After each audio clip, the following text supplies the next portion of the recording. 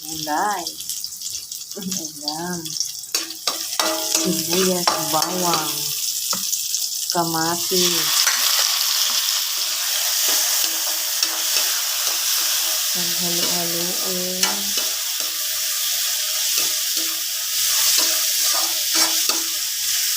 Lagyan ko ng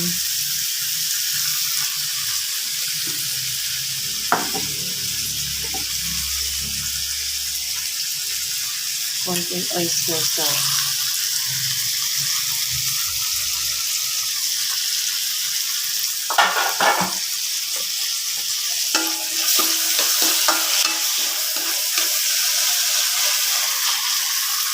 Ilagay ko yung yung mga okra ko po, galing na yung sa rooftop.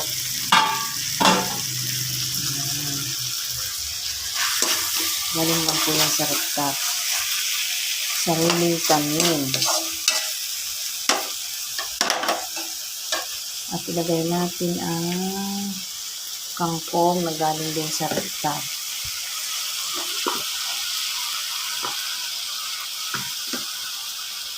Tapos lalagyan natin ng taratito. Meron pong sili.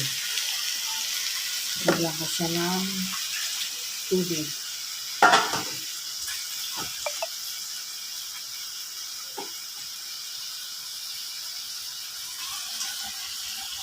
Para may sabaw kahit pa tayo.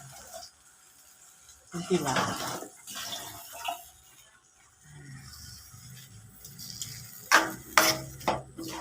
Invento lang yan. Pero masarap yan.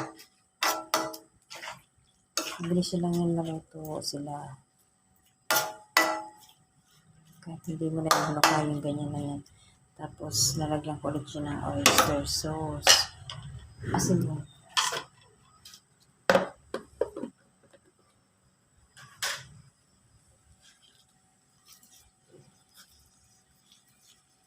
Para may lasa naman kahit pa.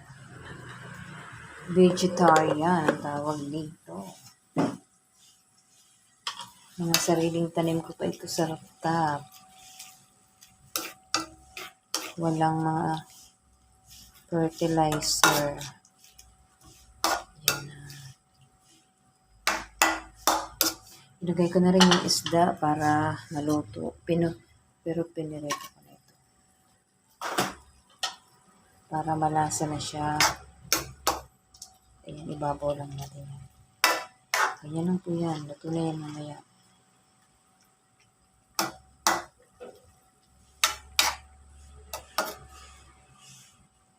Yan. Invento lang yan. Ayan, kulong-kulong na siya.